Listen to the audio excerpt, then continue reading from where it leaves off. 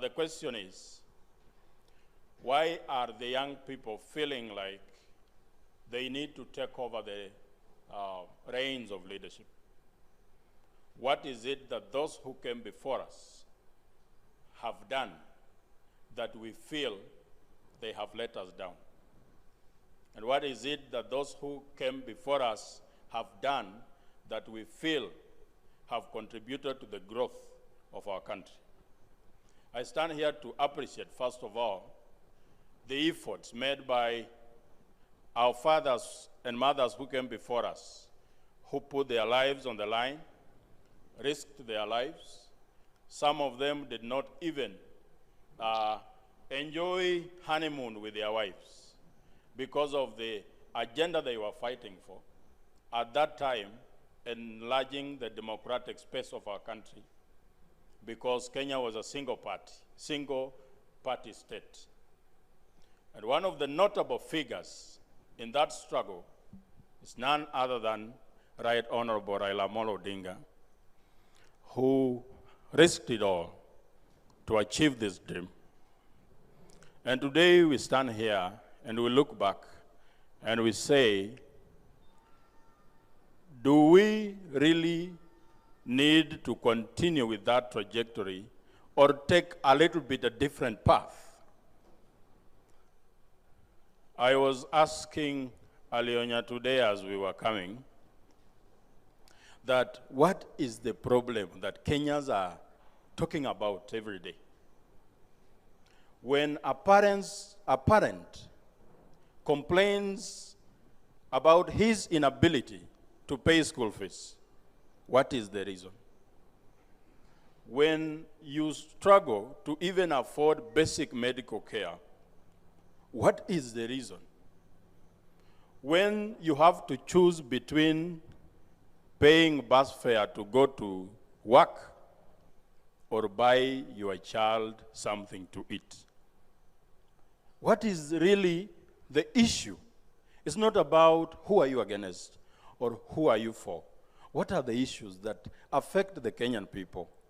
And which kind of country would you like your children and your grandchildren to inherit from you?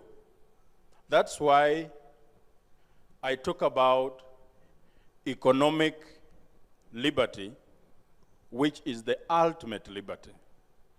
That it's about the power in your pocket that speaks at the end of the day.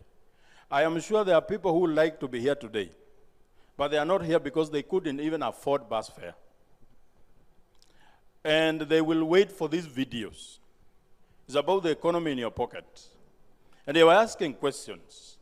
Why is it that we are struggling to even maintain our day-to-day lives, affording the basic things that help us live our lives on a daily basis? I look at the government policies, and one of the reasons why I am categorized as one of the very fierce critics of the current regime is that there are things we are doing as a government that are negatively affecting the lives of the people. I keep talking about the issue of debt, like Jagero has mentioned. How does debt affect our lives? It might seem like a very big topic that doesn't concern you, but it affects you, even if you are in that slum called Nyalenda, and the other one lives in Ketisuru in Nairobi. And this is how it affects you.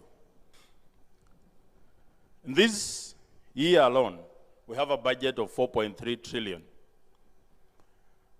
in this financial year. Our estimated domestic revenue streams are at 2.5, 2.8 if we have to be very generous. That's the money that we are going to raise with our own taxes, VAT, customs duty, and all that. We are going to raise like 2.8 trillion. The public debt in this financial year is going to consume 2 trillion, almost half of our budget.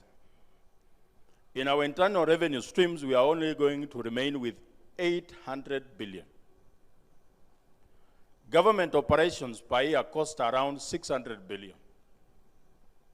Salaries for government cost around 400 billion. Only those two, we already have a deficit of 200 billion. We have not talked about counties that consume almost 415 billion. Where are we going to raise the money to finance our budget? The government will resolve to use two things: tax you more and borrow more, because we will have to finance a deficit of more than 1 trillion shillings. As I speak to you, the government has a public debt of almost 12. At the end of this financial year, it will be 13. It means that as we continue, the pain will only increase, because the government will only opt to use those two ways to raise money, which is taxing you. When a government decides to tax you, they are going to raid your pay slip if you are employed. They are going to raise levies. Petrol will go high. When petrol goes high, it affects you because owners of matatus will have to fill that deficit, what increase fare, and all this, everything goes up. So we're asking ourselves, even as we make noise about the current regime, what is it that the next government that is coming that must do?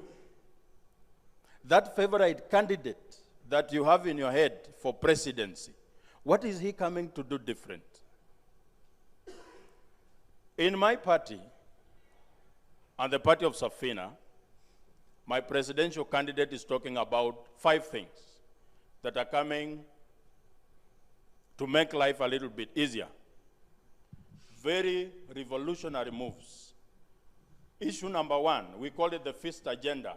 The fist has 5 fingers. Finger number 1, as I finish, because I only have 10 minutes,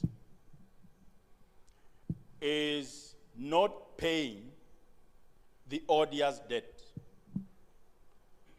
And people are asking, like, we took this debt, how can we fail to pay? In our Constitution, chapter 12, for those of you who love reading, is about public finance. And according to our Constitution, a government should only borrow for development. And the borrowing of government must be approved by Parliament. And the borrowed money must come in through the consolidated fund.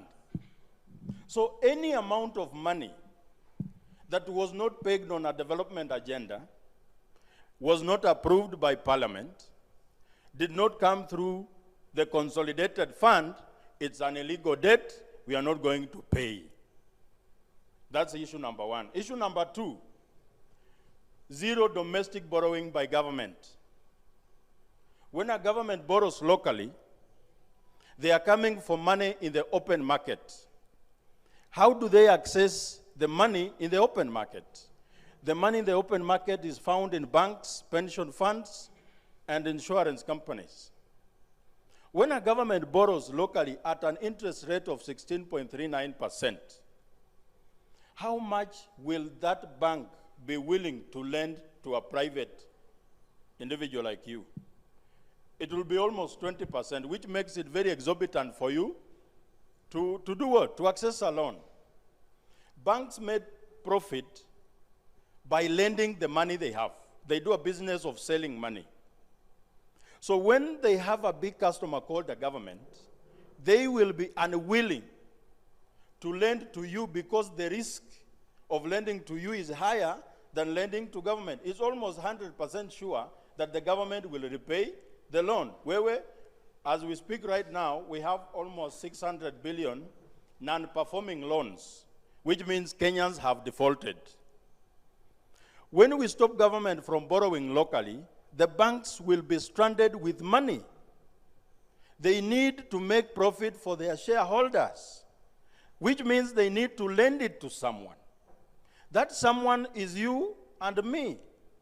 We will begin witnessing events like banks pitching tents in front of churches, in marketplaces, wakikwambia tafadhali kuja uchukue hii loan, like it used to happen when Kibaki was president. Ungeona tent ya Equity Bank almost everywhere.